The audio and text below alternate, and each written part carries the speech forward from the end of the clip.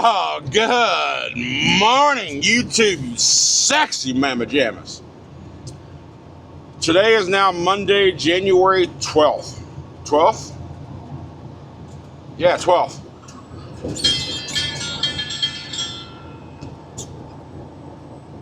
It's been a couple days, but man, I had a nice little weekend. A nice little weekend out the truck, just hanging out with my buddies, watching football. The Bills won, beat the Jaguars. That was an intense, stressful ass game. And next we got to play the Broncos next week, the number one team in the AFC. Phillip Rivers was just on the couch a month ago. Yeah, so I don't know. We'll see. We got to go to the Mile High City and destroy him. That text right there was from Mr. Garza. Y'all know I'm an idiot, right? I say things that don't always make sense. Like on this load, for example. I read in the notes, call so-and-so and so-and-so to get escorted onto the base. Then I saw the address on Andrews Drive in San Antonio. So my brain put one on one together and assumed it was Andrews Air Force Base. I'm an idiot. Y'all know this. You're not surprised. But I was corrected in the comments. Thank you. Thank you. Thank you. Andrews Air Force Base is in Maryland, apparently. So I looked up exactly where I'm going. I'm going to Laughlin Air Force Base here in San Antonio. My buddy knows all about that place because he was a military brat growing up, and he was stationed there with his family there at one point. So that text right there from Mr. Garza was a ping to the truck gate that I got to go to when I get there to check in. So I got to check that out and then respond to him, got it, and all that good stuff. So anyhow, I appreciate y'all. Every day you're here with me. All the support you guys show me. Couple day break. Now it's time to get back to work. We'll be there on site about 12:30 for an appointment window of 1 to 2. We'll get loaded and we'll head east to Wilmington, North Carolina, and hopefully we can get there by Wednesday afternoon. That's the goal. But anyhow, thanks for being here, y'all. I really appreciate it.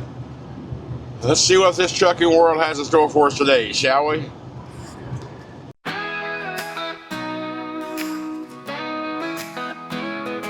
Crack a monster, greet the sun. Big blues humming, ready to run. No stacks, no shine, just steady and true. Rolling proud in that deep blue hue. Daylight miles, the highway calls. I was born to chase it all. Sunrise and steel, that's how I ride. Rolling strong with the morning sky. From the hills to the county lines, chasing white lines in the daylight shine. Big blue hums and the world feels right. I was made for driving in the light.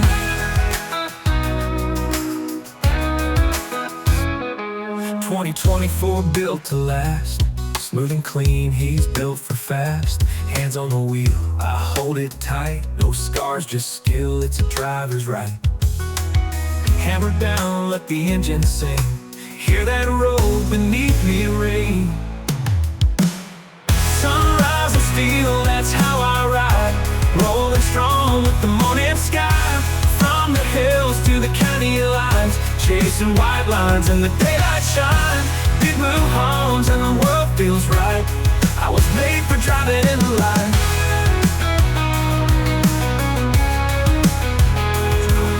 2024 built to last. Smooth and clean, he's built for fast. Hands on the wheel, I hold it tight. No scars, just skill, it's a driver's right. Hammer down, let the engine sing. Hear that road beneath me ring. Sunrise and steel, that's how I ride. Rolling strong with the morning sky. From the hills to the county lines, chasing white lines in the daylight shine. Big blue homes and the world feels right. I was made for driving in the light. Sunrise and steel, that's my life.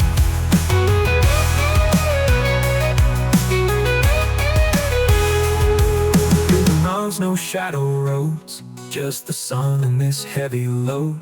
Every mile is fresh and new. Me and Big Blue pushing through.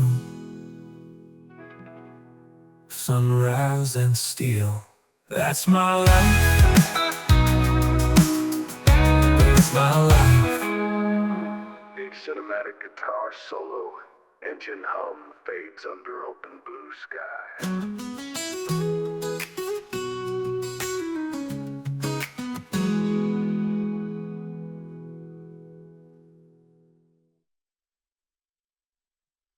Well, I just got hit. You were driving on 610, the bypass here in Houston, and I'm just driving, and then this truck, a small, not a big truck, but I'm not sure what kind of truck. It was, I don't know, utility truck or some sort. I mean, it was a big truck, but not a semi tractor trailer. But he was passing me, and he got over to my lane and clipped my mirror. I heard clack, clack, clack. I'm like, what the fuck? He hit my mirror. You know, we're in tight traffic. So we pull over, and he does stop. We talk, and he's immediately saying, I'm sorry, that car to my left was pushing me or squeezing me. I was like, well, next time hit him. Because fortunately, what I did is I took my driver's side mirror, and pushed it forward, right? So I pulled it forward and all that stuff. So there's a little bit of damage on the bottom, but I was able to put it back, and because, you know, luckily these mirrors are designed to break away. Like, you can see some scuff marks on the bottom, but nothing's broke. So he kept saying, I'm sorry, and he wasn't a very good English speaker. He's a Mexican. I just said, listen, next time hit that guy. I'm just told him to be safe. Accidents happen. I didn't lose my temper. I mean, I didn't get mad, which I'm surprised. I didn't get mad over that, because I'm like, you know, shit happens, right? I'm usually not that calm in that situation, because, like, this is my truck, damn it. But I know it was an accident. He didn't mean to. He was just trying to avoid hitting the car, and he hit me instead. So, whatever. There's no reason to lose my top. All that would have done was ruin my day. Now, if it had been broke and you know, not been able to put it back into place, that'd have been a different story.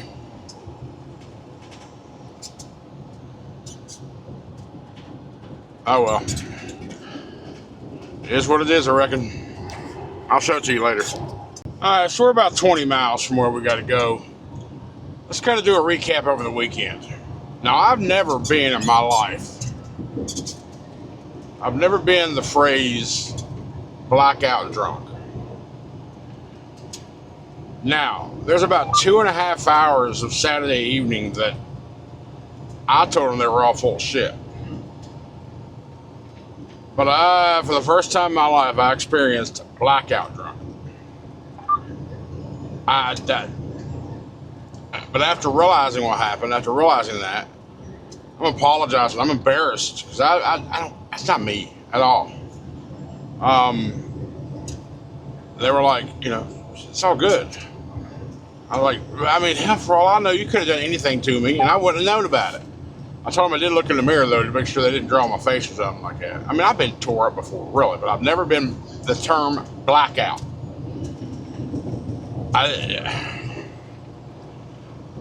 My dumbass is still trying to drink with my tolerance levels after not having a swig of anything for over 5 months. It's been August. We figured out it's been August since the last time I took time away from the truck to do things like that. So, and we got a good bottle. It's 1792 full proof. It's a nice weeded bourbon. I'm a fan of 1792. Not the small batch, but the full proofs for sure.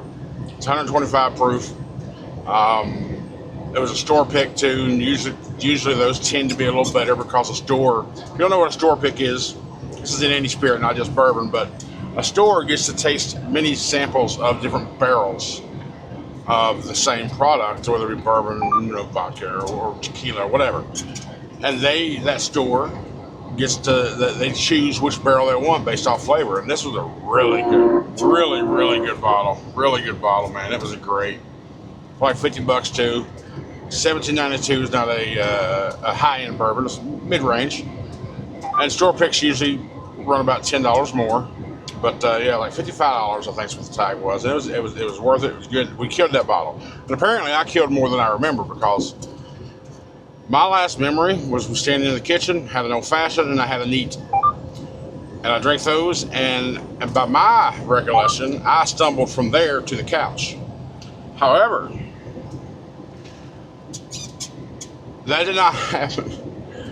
After that, what I remember, we're back out in the back patio, and I've had 2 more old fashions and about 3 more neat pours, and I'm still drinking my beer right along with it. I was passing in and out while I was sitting in that chair, apparently, talking about, I'm having conversations with these people. I'm apparently, and I'm legible. I'm understandable. Of course, they say I'm slurring, but I mean, I'm present.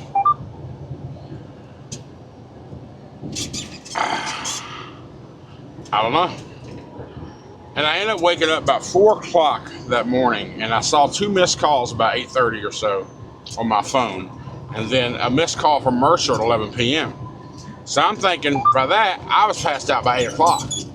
No, I didn't get to the couch till about 11. Okay. And I was asking, I was like, man, you sure I didn't say anything vulgar or just stupid, or was I being an asshole? He said, no, not at all. And fortunately for me, I've heard this joke my whole life, as I'm not a mean drunk, I'm not a nasty drunk, I'm just a more mellowed out me drunk, right? They say when you tore up like that, your true you comes out, and I think I'm a nice guy. Now I will say this: when I am drunk, it takes a little bit less to piss me off than normally, of course, especially when you're in a bar and you're pretty much looking for it or expecting something. So let's face it, I'm a big guy. When I go to a bar, it's always that small son of a bitch who wants to try me. That's the way it was back in the day. I don't know about these days. I'm 48 now. I doubt that would be the thing, but used to be. It's always that little chihuahua that wants to get flicked in the forehead to prove he's not as big as he thought he was. Anyway, I was profusely apologizing over and over because I felt embarrassed that I got that way, but more at ease that I didn't do anything disrespectful or say anything out the way, and I wasn't a dick. So, and they was like, listen, you're here amongst friends. No need to apologize. You're in a safe space. Yeah. Man, yeah. So, but, then the next day, Sunday, we watched the Bills game. We had a good weekend. I don't even remember eating my ribeye. He said, man, I brought your ribeye out to you back here on a plate. I said, buddy, you got to eat something. Because I was looking for it that morning for breakfast. I was going to eat it. He's like, man, I don't even remember eating my ribeye. What the hell? So, yeah. And also, my dumb ass thinking, oh, shit, alcohol ain't got carbs or sugars. And I've been saying that forever, but y'all know I'm an idiot. I'm dumb. But I got to thinking, I'm like, well, I'm an idiot. That's exactly what I said. I'm an idiot. Bourbon is made from corns and wheats and grains, and so is beer. I'm like, oh, shit, barley. So, a can of Budweiser is 16 grams of freaking carbs per can. So, yeah. My ketosis got knocked out the window over the weekend, but that's to be expected. That's fine. But, we start cleansing again today and move on forward. But it's a great time. I love hanging out with the bros and his wife and his kids.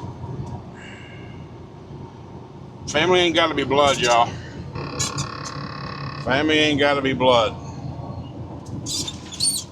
Family's who you choose to be. My dog. They don't ask anything from you except be you. The main reason I like to surround myself with good people is because they say you become your surroundings, right? When I first came out here, I wasn't a very good person, man. I was just nasty and evil and mean. And I knew I wanted to reprogram myself. You heard me say that early on. I'm in the middle of a reprogramming session of my brain and my attitude. just so long. I was just angry and mean and just nasty. And quick response was to be like, "Fuck you," you know. And I've worked hard to get away from that, and I feel like I have. I mean, I'll still say "fuck you" when you deserve it. It's not my initial reaction. Like today, for example, I was talking to my buddy Ronnie. I was like, man, when that happened, I didn't feel no instant rage. I was just like, what the fuck? And I didn't feel no anger. I felt nothing. I was just calm as calm can be. And, you know, we got pulled over. You know, we're in heavy traffic, so we got to work our way over. And then we got to find a shoulder big enough for us to pull off. We was on a bridge at the time. So once we got to the other side of that bridge, it was a grassy area. So, yeah, we pulled off. And he was behind me. I got out and I banged my mirror back in position. And by the time I did that, he came up. He was saying, I'm sorry. He couldn't speak English. I think I said this earlier. It's like, he just said that car next to me was squeezing me. I was like, well, I told him, I said, next time hit him. I don't think he understood much of me.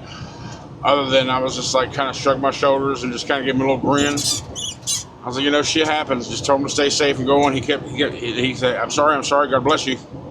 So, I mean, I could have been the asshole and got iced out there and gotten deported. Probably.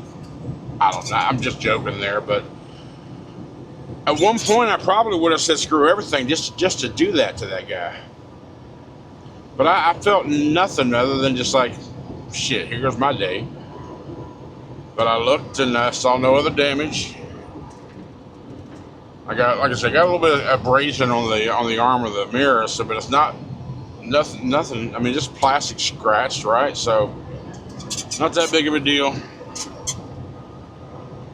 But I was talking to my buddy. I was like, I wonder if it's because I just came off vacation. That's what I call my weekend, was vacation. And I'm just relaxed and calm. He's like, maybe. I don't know. But also, one of my first things I wanted to do when I got there was to get my hair cut. And I didn't get there till Saturday. A little later than I wanted to. I got delayed. But the barbershop was already closed, so I was going to get, you know, I decided I want to keep the length of the beard. I just wanted to get it shaped a little bit and trimmed up, get the dead ends off. So I was going to go see my barber, old Robbie. But again, they were closed, so my beard didn't get touched because I didn't feel like my buddy was that good of a cutter, but he did have clippers, and we just put a number 3 guard on it and got rid of all that. So that's a nice little simple buzz cut. I'm okay with that. At least the hair's out the way. There's no curls coming out the bottoms no more of the hat. But next time I get through there, then I will go see Robbie. But also my Amazon order that I put together, you know, new shirts, new socks, new underwear, a couple other things, a couple pair of shoes.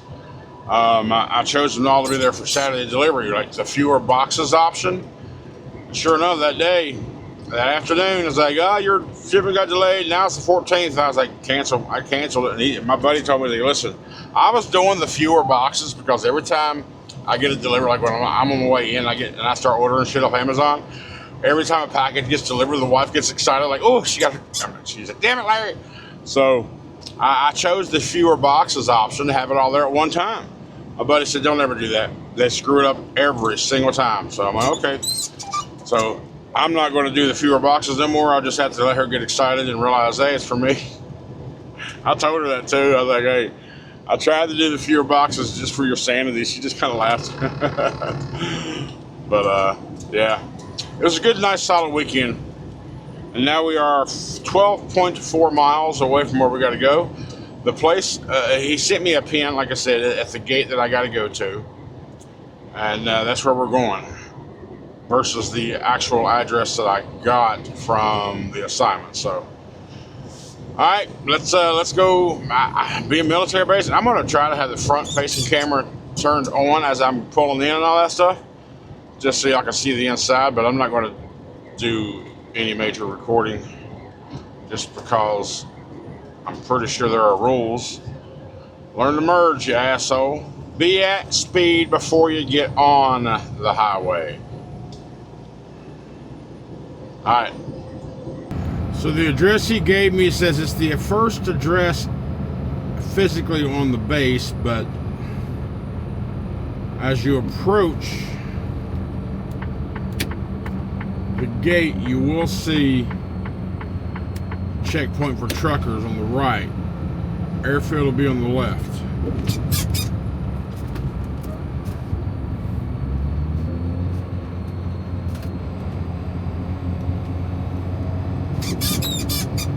Okie-dokie. Compass Rose Ingenuity. I see a plane on my left. Is the airfield over there?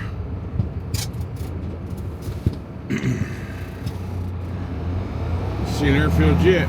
It looks like on the map, right directly in front is the airfield.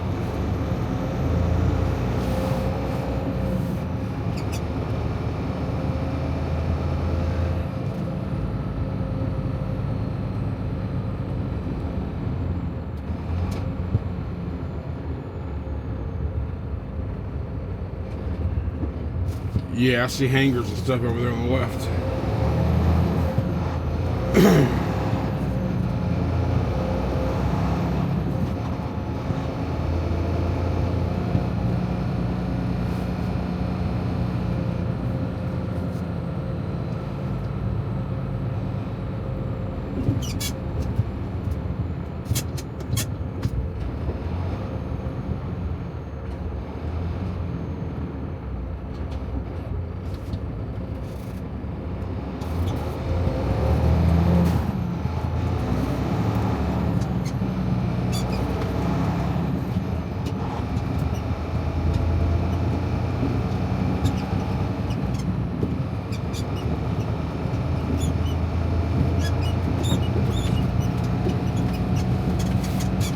GPS is taking me straight up to here.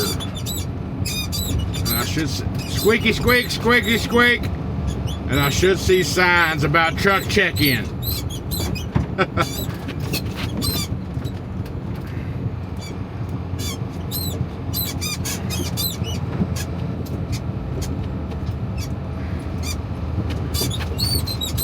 Squeaky squeak, squeaky squeak.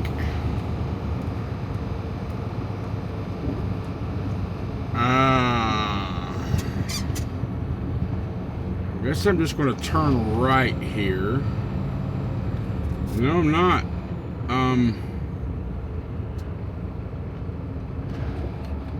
I don't see signs about truck check-in. This is okay.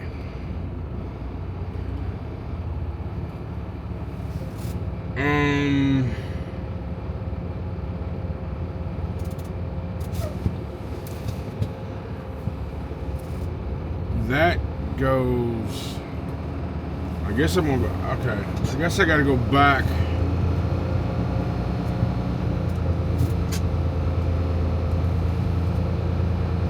I can go around this drive and do a U-ey. Because there was a semi back behind me a minute ago. He did a right-hand turn back at that light. GPS brought me here. So I'm going to go back here and make a left at that light.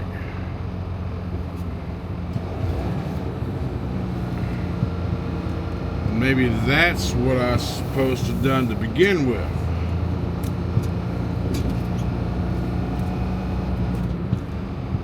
I don't know, we'll figure it out. So after calling the guy, and the address I was given is 8 miles from here.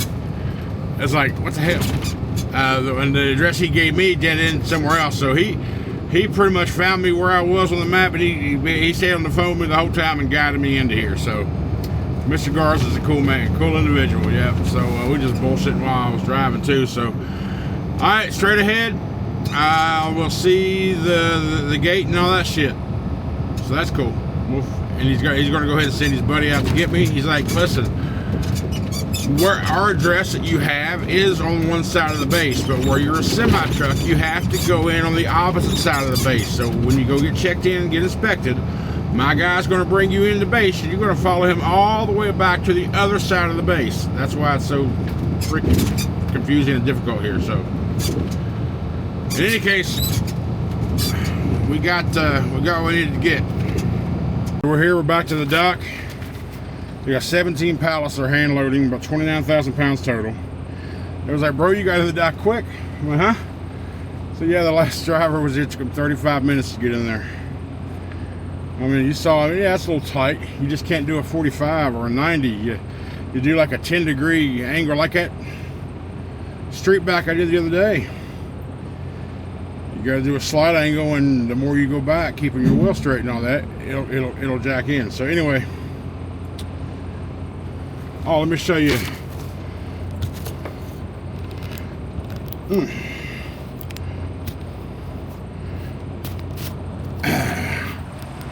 This is the damage to the mirror right there. That's the damage. It just pushed my mirror forward, and right there's that's the damage.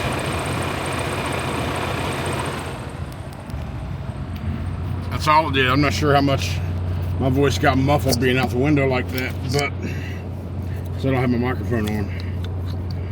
So like I said, you just push it forward. Not a whole lot of damage. So we're good. All right, 3:47 of the PM, we out of here. No, 2:47. So we got to the inspection about 12:45.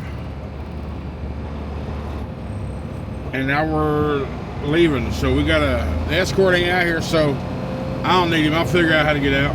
We're good. 17 pallets of whatever and 30,000 pounds. Let's head east. All right, I just spoke to my delivery place, New York Forwarding Services in Wilmington, North Carolina. I told her, like, my notes tell me I'm supposed to contact the receiver within 24 to 48 hours to set up a time. She went, okay, what time you thinking? I was like, just judging by the math, I should be there about, I'm shooting to be there about 2 or 3 on Wednesday. She went, hey, I have nothing booked there. I was like, why? I'll take it. She just kind of chuckled and said, okay. So I was like, barring anything out here and, delays I can't predict during travel, I'll see you around 2 o'clock Wednesday. So that's cool. It's only right now I'm 20 hours and 38 minutes away. So I'll knock. I got like right at 6 hours that I can drive. I'm gonna probably just drive about 4, maybe 5. Well, 4 gets me to Houston. I want to get east of Houston. Yeah, I want to get past Houston tonight, possibly, depends on the variables, right? So I would like to, ideally, I want to get past Houston. I'll be hitting Houston about 6:30, 7 o'clock, somewhere in that window. So we'll see. But I got 5 hours and 52 minutes on my drive clock, so I'll knock out that, and then 10 or 11 tomorrow. That'll leave 4 or 5 for Wednesday morning. So that'll work out good, as long as there's no delays and no, traffic jams and all that crap. So we're taking 10 all the way to Mobile, and then 65 Montgomery. We hit 85. We go all the way up, and then we at some point we venture right towards the coast. Forget what that route is, but yeah, shouldn't be too awful bad. My belly's rumbling. So what I had this morning for breakfast when I left Flying J was I ended up getting 2 of the sausage, egg, and cheese biscuits, and I threw the biscuits away, of course, and ate so like I said, I had 2 slices of cheese, 2 eggs, and 2 sausage patties. That was breakfast. So, and I intended on waking up this morning and going into Denny's and having a full sit down, having a full good breakfast. But I didn't let myself get up in time. I woke up at 6:30 and I was like, didn't want to go in there at that time, so I didn't do it. Maybe I can find a Denny's this evening for dinner. I mean, I'm hungry now, but I'm not gonna stop because I don't want to. Maybe I will. I'm looking at fuel. I may have to stop before I get to Houston because of the fuel levels.